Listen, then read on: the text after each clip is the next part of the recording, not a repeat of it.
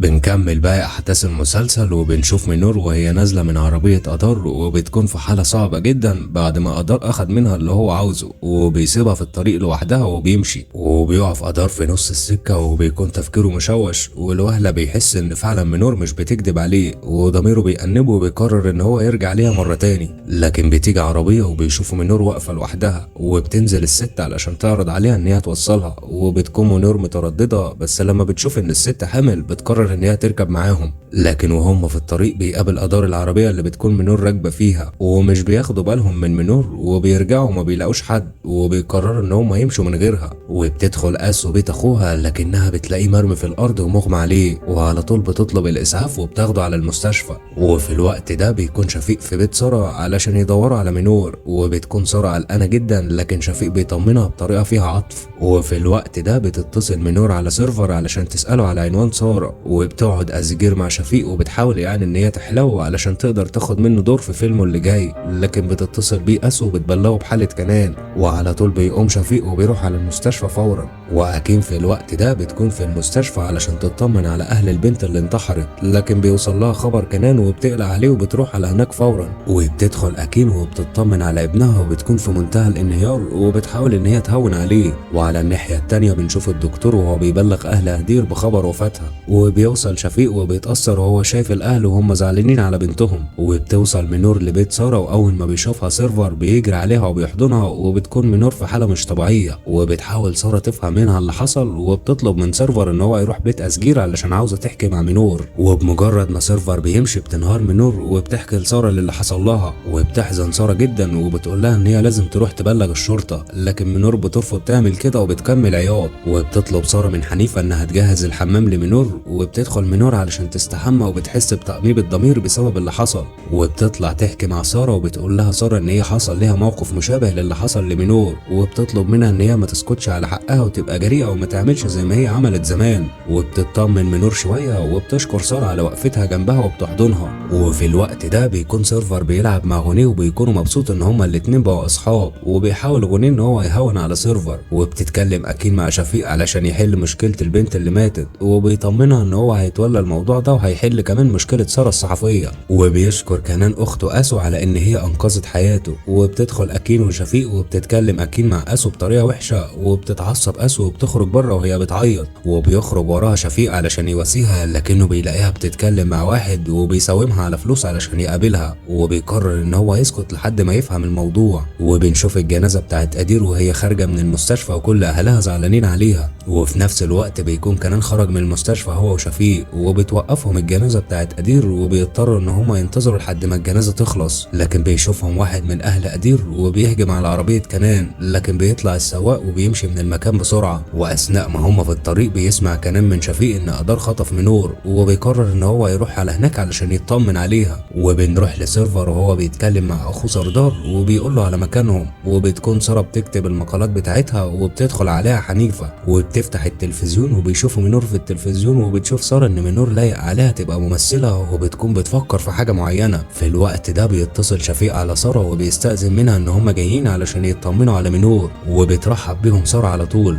وبيكون أدار في الوقت ده قاعد في المطعم وبيكون متوتر وبيدخل عليه سردار وبنعرف ان أدار كان عاطيله مسدس علشان يقتل منور ويغسل العار بتاعه، لكن بيتعصب عليه سردار لانه رافض ان هو يقتل منور. وبتعرض سارة على منور حوار ان هي تبقى ممثلة وبتكون منور مترددة، لكن سارة بتفهمها ان هي ممكن تستقر ماديا وكمان هتكسب كويس من ورا الموضوع ده. لكن في الوقت ده بيوصل كنان وشفيق عند بيت سارة وبيوصي شفيق ان هو ما يعملش اي رد فعل يخليهم يغضبوا منه. وبيدخلوا وبترحب بيهم سارة وبيعتذر كنان لمنور عن اللي حصل. وبيتصدم كنان لما بيعرف من سارة ان منور انفصلت عن جوزها. وبتطلب سارة من شفيق ان هما يتكلموا على انفراد وبتسيب كنان ومنور لوحدهم. وبتتكلم سارة ان هي عاوزة تساعد منور في حياتها وبيعرض عليها شفيق مبلغ تقدر تعيش منه، لكن سارة بتفهمه ان هي عاوزة تخلي منور تاخد دور في المسلسل وتبقى دي افضل مساعدة ممكن يقدمها لها. لكن بيستغرب شفيق من طلبها وبيكون معترض بسبب الحجاب، وكمان منور لسه محتاجة تدريب كتير، ده غير ان مجال التمثيل ده مش هيبقى امان عليها خصوصا ان هي لسه بريئة وما تعرفش حاجة. وبتحاول سارة ان هي تضغط عليه لكن ما بتلاقيش معاه حلول، خصوصا لما شفيق بيقول لها ان هي بلاش تصحح اخطاء الماضي بتاعها في شخص تاني. وبيحاول كنان ان هو يفتح كلام مع منور وبيكون مفكر ان هي عملت كل التمثيل التمثيليه دي علشان توصل لحاجه معينه. فبتتعصب منور وبتحكي له فعلا على كل مشاكلها، واللي اكبر واحده فيهم ان هي دفنت امها وما زارتهاش بعد كده ولا مره، وكمان المأساة اللي عاشتها بسبب مرض امها. فبيحس كنان بالذنب وان هو ظلمها، وبيروح يتقرب منها وبيحضنها، لكن منور بتتعصب بسبب انه حضنها تاني. وبتيجي ساره وشفيق وبياخد كنان وبيمشي. وبعد ما بيمشوا بنشوف ساره وهي بتتصل بشخص معين وبتتفق معاه على حاجه مجهوله. وبيوصل شفيق وكنان البيت، وقبل ما يدخلوا بيصمم كنان ان هو يعرف علاقه ساره بابوه، وما بيكونش شفيق عاوز يقول له الحقيقه، لكن مع اصرار كنان بيصدمه شفيق وبيقول له ان ابوه كان شخص سيء لدرجه ان هو اعتدى على ساره واغتصبها، ومن حظه السيء ان هو مات وهو بيعتدي عليها. وبيتصدم كنان اول ما بيسمع الحقيقه وبيدخل البيت، وبتكون اسو في الوقت ده لبست هدوم الخروج، وما بتكونش امها بتهتم بنتها تخرج او لا، وعشان كده بتنهار اسو وبتقول لامها ان اهتمامها بابنها زياده عن اللزوم ده شيء سلبي، لان هيجي وقت وهتيجي واحده تاخد كنان منها. وبتغضب وبتخرج من البيت، وبيخرج وراها شفيق لكنه بيلاقيها ركبت العربيه مع الشخص الغريب، وبيركب عربيته وبيقرر ان هو يراقبها، لكن بنشوف شخص غريب معاه كاميرا بيصور كل اللي بيحصل. وبيطلع كنان على اوضته وبيفضل ضميره يأنبه بسبب اللي حصل لقدير. وفي نفس الوقت بتكون منور بتحلم بكوابيس، وكمان بتتخيل ان كنان موجود معاها في السرير. وبنشوف اسو وهي بتحضن راجل غريب، وبيوصل شفيق وبيشوفهم وهم مع بعض، وبيخرج الراجل من العربيه وبيفضل شفيق يضرب فيه. وبتكون اسو منهاره جدا، وبيؤمر شفيق السواق ان هو يروح اسو بيت كنان وما يخليهاش تروح في اي حته. وبنلاحظ ان المصور بيراقب شفيق وبيكون صور كل اللي حصل. وتاني يوم بيكون سردار وصل عند بيت ساره، وبتدخل حنيفه البيت وبتلاقي منور جهزت المطبخ، وبتحس حنيفه في الوقت ده بالغيره وان منور ممكن تاخد منها شغلها. وبيخبط باب البيت وبتروح منور تفتح الباب، لكن بتتصدم لما بتلاقي اخوها في وشها. وبيتجمع كل اللي في البيت وبيتكلم سردار مع ساره، وبتطلب منه ان هما يدخلوا يتكلموا جوه. وبتكون اكيد منتظره كنان علشان يفطروا سوا، لكن كنان بيسأل عن اخته، وبتقول له ان شفيق ساب رساله ان اسو هتقعد في بيت كنان مؤقتا. وبيستغرب كنان وبيتصل على شفيق وبيبلغه شفيق ان هو يجي فورا علشان عاوز يتكلم معاه في موضوع بس من غير ما يعرف امه. بتحس اكيد ان في حاجه غلط حصلت، وبتتصل على شفيق علشان تفهم منه، لكنه ما بيرضاش يرد عليها. وسردار في الوقت ده بيهزق في ساره لان شايف انها السبب في كل اللي حصل. ولما بتحاول ساره ان هي تشرح له بيكون سردار سلبي جدا وما بيديش لحد فرصه، وبيفضل يذكر في افضل قدر عليهم واللي عمله علشان مرض امهم. وبيحاول كمان ان هو ياخد اخته ويمشي، لكن منور بترفض انها تروح معاه. ولما ما بيكونش فيه فايده بيضطر ان هو ياخد سيرفر ويمشي من البيت. وبتكون منور حزينه ومنهاره على سيرفر اخوها، وبتحاول ساره انها تهون عليها وبتوعدها ان هي هترجع لها اخوها. وبيوصل كنان لشفيق وبيستغرب من وجوده، وبيغضب جدا لما بيعرف الحقيقه من شفيق، وبيضرب الراجل وبياخده شفيق بره وبيخرج. وبتروح ساره تقعد مع المحاميه علشان تاخد سيرفر من اخوه بالقانون، لكن الحل الوحيد هو ان يكون منور عندها شغل ثابت. لكن بتوصل صور شفيق وهو بيضرب عشيق اسو، وبنعرف ان ساره هي اللي كانت مستأجره المصور علشان يعمل كده وتساوم شفيق. وبتكون اسو في الوقت ده حزينه، وبيدخل كنان علشان يعاقبها على اللي حصل، لكن بيلاقيها حاضنه صوره والدها وبتصعب عليه وبيخفف عنها. وبيكون غني في الوقت ده متعصب لان سردار اخد سيرفر بالغصب، لكن حنيفه بتقول له ان اصلا قعده منور هنا غلط، والمفروض ان هي تروح قريتها علشان على الاقل تخدم اخواتها. وبتتاثر منور بكلامها لدرجه ان هي بتكون عاوزه ترجع البيت فعلا. وبتتصل ساره على شفيق وبتطلب منه يتقابلوا علشان عاوزين يتكلموا في موضوع مهم،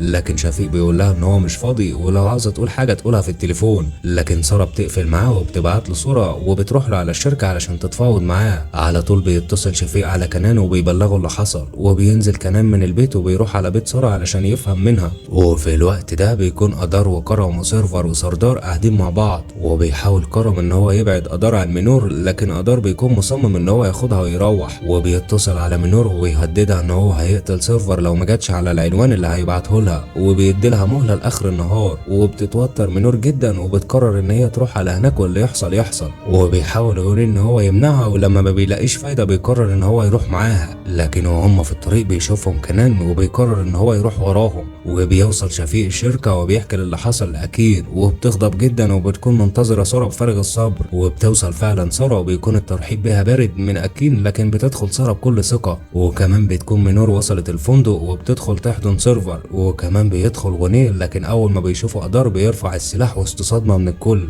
وكمان بيوصل كنان للفندق وبيكون الاجواء كلها توتر، وبيكون مفكر ان هم بيعملوا تمثيليه عليه وما بيكونش حد فيهم فاهم حاجه. وكنان بيكون غضبان جدا وبيرفع أدار السلاح في وشه وبتمنعه منور، وبيقول له أدار إن كل دول يبقوا عشاق منور، فبتضربه منور بالقلم. وبيتعصب أخوها وبيروح علشان يضرب أخته، لكن بيتصدى ليه كنان وبينزل فوق منه ضرب وبياخد غنيه منور وسيرفر وبيمشي. لكن قبل ما يمشوا بيطلع أدار المسدس وبيكون عاوز يقتل نفسه، وبيطلب من منور إنها ترجع وإلا هيقتل نفسه، لكن منور بتكون مفكراه بيهزر، وبيطلب غنيه من سيرفر إن هو يستنى بره. وبعد حوار ما بينهم بتضعف منور وبتوافق إنها ترجع مع أدار، وبيحاول كنان إن هو يمنعها، لكنها بتقول له إن ده حوار يخصهم هما. وبيخرج كنان لما بيحس بالإحراج، لكنه بيلاقي سيرفر واقف بره وبيحاول يقنعه إن هو يجي معاه علشان بيكون رافض إن منور تروح معاهم. وبيتردد سيرفر شوية، لكنه في الآخر بيوافق وبيركب معاه العربية، وبيشوفهم غنيم وهو خارج من الفندق، وبيسيبهم غنيم وهم تايهين بسبب اختفاء سيرفر. وبتكون سارة بتتحاول مع أكين وشفيق وبيفضلوا يشتموا في بعض شوية، لكن بيكونوا معترضين على إن منور تمثل بسبب الحجاب. لكن بعد ضغط من سارة بسبب الصور اللي معاها بيضطروا إن هما يوافقوا، وبتسيبهم سارة وبتقول لهم إن هي مستنية العقد بالليل. وبيكون سيرفر مع كنان ومتجهين على البيت، وبيخاف سيرفر لأنه فاكر إن كنان خطفه، خصوصا إن هو أخد منه التليفون علشان ما يتواصلش مع حد. وبتخرج سارة من الشركة وبتتكلم مع شفيق، وبتتشرط عليه إن منور يبقى ليها عربية خاصة وكرفان خاص بيها في موقع التصوير. وبتكون منور مع أدار في الفندق وبتحاول إن هي توصل لسيرفر علشان مش هينفع يمشوا من غيره. وخلال ما شفيق بيكون في المكتب بتتصل عليه أسجير علشان تسأله لو كان لسه ليها دور في المسلسل بعد اللي حصل. وبيفكر شفيق لوهلة وبتيجي على باله فكرة عبقرية، وبيتفق مع أسجير إن هما يتقابلوا في أسرع وقت. وبيوصل كنان البيت وبينزل سيرفر وبينبهر من جمال البيت، لكن اللي بيلفت نظره أكتر هو أسو وبيفضل يركز معاها. وفي اللحظة دي بياخد باله كنان من إن سيرفر مركز مع أسو، وبيحذره إن هو يبعد عنها لأنه شايف إن سيرفر لسه صغير. وبيقعد سيرفر مع كنان علشان يفهم منه قصته هو وأخته، وكمان يفهم علاقتهم بسارة. وبيكون أدار مع منور في العربية بيدوروا على سيرفر، وكالعادة بيفضل أدار يذكر في الجمايل بتاعته قدام منور علشان يصعب عليها فكرة الطلاق. لكن بيتصل سيرفر عليها وبتطمن عليه، وبتتصدم لما بتعرف إن سيرفر في بيت كنان. وبتطلب منور من أدار إن هو يروح يشتري ليها مية، وبتتكلم مع كنان وبيطلب منها كنان إنها تيجي لوحدها وبيقفل الخط. وبتتحط منور في موقف صعب لأنها مش هتعرف تهرب من أدار، لكنها بتحاول وبتاخد الفلوس من العربية وبتخرج، لكن بتلاقي أدار في وشها. وبتركب تاني العربية وبيروح أدار علشان يحاسب، لكنها المرة دي بتنجح إنها تهرب وبتجري تركب التاكسي وبتهرب من أدار. وبتوصل سارة البيت وبتجيب معاها كيكة بمناسبة الشغل الجديد بتاع منور، لكن حنيفة بتصدمها لما بتقول لها إن منور مش موجودة. وبتحاول سارة إنها تفهم حاجة من ونيل، لكنه بيقول لها إن سارة مع أدار وسيرفر مع كنان. وبتتلخبط سارة وبتتصل بمنور علشان تقول لها على مكانها، وبتقول لها منور كل حاجة حصلت. وبتوصل أكين البيت وبتتكلم مع كنان، وبتكون غضبانة جدا من اللي حصل النهاردة من سارة، وبتتفق مع كنان إن مادام سارة معاها صور لأسو لازم يكون معاه هو كمان صور لمنور. وبيوصل شفيق موقع التصوير وبيطلب من المخرجة إن هي توقف ماجي عن التصوير علشان في ضيف جديد هياخد مكانها. وبيسألها عن أداء أسجير في التمثيل، لكنه بيحبط لما بيعرف إن أسجير تمثيلها سيء جدا. وبيركب العربية وبيلاقي ماجي وبيحاول إن هو يجيب لها الموضوع إنها انفصلت عن الشغل بشكل لطيف. وبتوصل منور بيت كنان وبتطمن على أخوها سيرفر، وبيحاول كنان إن هو يفهم منها إيه غرضها، وكمان بيهنيها على الدور الجديد في المسلسل. وبيطلب من سيرفر إن هو يخرج بره علشان يتكلم مع منور. وأثناء ما هما بيتكلموا بيلاحظ سيرفر وجود أسو، فبيفضل يراقب فيها وهي بترسم، وكمان بيطلع التليفون وبيفضل يصورها. وبنلاحظ إن أكين بتكون مركبة كاميرات خفية علشان تتجسس عليهم،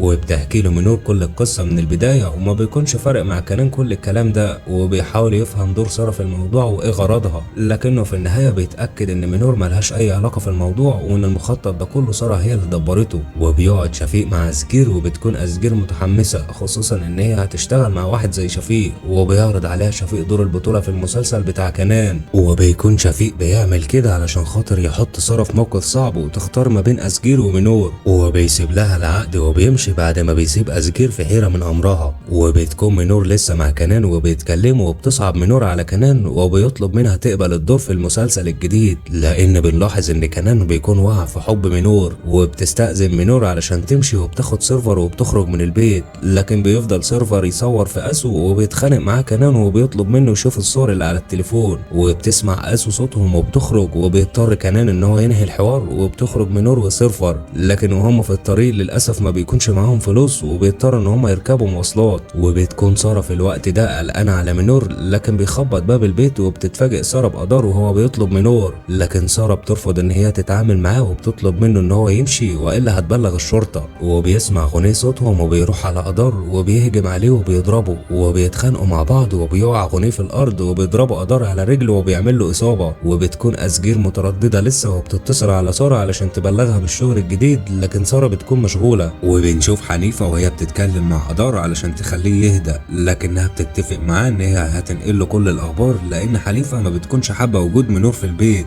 وبتطمن سارة على غني وبتكون عاوزة تستدعي الدكتور، لكن غني بيرفض لان لو الموضوع ده سمع في النادي ممكن يفصلوه من الشغل. وبتوصل أسجير البيت وبتكون متحمسة بالعقد الجديد وبتتصل على غني وبتلاقيه عند سارة. وفي الوقت ده بتكون وصلت منور للبيت وبيتأسف غني لمنور ان هو ما قدرش يحميها وبيمشي. وبتواجه منور سارة بالتهديدات اللي عملتها الاخت كنان، فبتحاول سارة ان هي تبرر لها ان هي عملت كده علشان مصلحتها هي واخوها، لكن منور بتتهمها ان هي عملت كده علشان مصلحتها الشخصية وكمان بالمرة تكون انتقمت من عيلة كنان. بتحس سارة ان هي عملت جميل في واحدة ما تستاهلش وبتتعصب وبتقول لها انها عملت كده علشان تحميها من جوزها البلطجي لما هجم عليهم. وبتحس منور بالندم على كل الكلام اللي قالته، خصوصا من بعد ما عرفت ان جوزها اعتدى عليهم في البيت. وبيرجع غني البيت وبيلاقي أسجير مستنياه علشان تبلغه بالدور الجديد، وبيحكي غني عن اللي حصل في بيت سارة. وبتتعصب أسجير لانه عرض مسيرته المهنية للخطر بسبب واحدة زي منور. وبيسألها غني عن العقد وبتحكي له أسجير عن الدور الجديد، لكن كالعادة بيغضب غني لانه رافض ان مراته تمثل مع شفيق. وبتتعصب أسجير لدرجة انها بتضربه بالقلم. وكمان بنعرف وسط الخناق ما بينهم ان ام غني ماتت وهي زعلانة منه بسبب أسجير. وبعد ما بتكون منور مشيت من المكان بتتكلم ام كنان مع ابنها وبتعمل نفسها مش عارفة اللي حصل بينه وبين منور. وبيحاول كنان ان هو يقنع امه ان منور مجرد بنت غلبانة وملهاش في اللي حصل. على طول بتهجم اكيم بالكلام على سارة وبتوصفها ان هي مخادعة ونصابة. وبيحاول كنان ان هو يفهم اللي حصل بين سارة وابوه، وبتعترف له اكيم بحادثة الاغتصاب اللي حصلت ما بينهم. لكن برغم كل ده بتكون شايفة ان ابو كنان لسه راجل محترم، والمفروض ان كنان يبقى محترم زي ابوه. وبيكون سردار وكرم في الفندق مستنيين رجوع قدار، وبيحكي سردار همومه ان البيت ما عادش ليه طعم من بعد غياب امه من البيت. وبيكون قدر في الوقت ده مستني منور قدام بيت سارة، وبيتصل كرم على قدر وبيبلغوا ان هم زهقوا من الوضع وان من الافضل ان قدر يتصل على عيلته علشان يتدخلوا ويحلوا الموضوع، لان قدر بيكون عنده عيلة كبيرة وما بتتفهمش، لكن قدر بيكون عاوز يحل الموضوع بطريقته هو. وبتكون منور وسيرفر في الوقت ده جهزوا الشنط وعاوزين يمشوا من المكان، لكن سارة بتحاول تقنعها ان هي تستنى وتجرب التمثيل يمكن الحال يتعدل. لكن من الواضح كده ان منور بتكون حابة عيشة الذل والفقر، لكن برضه بتحاول سارة ان هي تقنعها وبتسألها عن قرار انفصالها بقدار. وفي الوقت ده بتكون منور مترددة وما بتكونش عارفة تاخد قرار بسبب ان الحوار ده هيكلفها فلوس كتير. في الوقت ده بتقدم حنيفة الاكل لسيرفر وبتعمل نفسها هترمي الزبالة علشان تطلع تقابل قدار، وفعلا بتقابله وبتحكي له على اللي حصل جوه مع منور. وبتحكي سارة مع منور عن قصة الانتحار اللي حصلت لقدير، وبتتأثر منور فعلا بكلام سارة لان كنان وابوه دمروا الناس علشان يرضوا شهواتهم. واثناء ما بتكون حنيفة واقفة مع قدر بيجي ساعي البريد وبيديلها ورقة توصيل لمنور، وبتوصل حنيفة الورقة وبتكون دي العقد بتاع مسلسل كنان. وبنلاحظ ان منور ما بتكونش متحمسة للفكرة وكمان ما بتديش اي رد فعل. وبنروح لبيت كنان وبتكون اسو بتسمع الكلام بين شفيق وكنان، وبيرجحوا ان العملة اللي عملتها اسو كان التفسير الوحيد ليها هو علشان اسو تملى الفراغ بتاع غياب ابوها عنها. وبتكون اسو سمع الكلام ده وهي متأثرة جدا وبتعيط. وبتدخل اسو وبتواجه امها بان هي السبب لان معاملتها القاسية معاها كانت الدافع في انها تعمل كده. وبيحصل بينهم اتهامات ولوم كتير،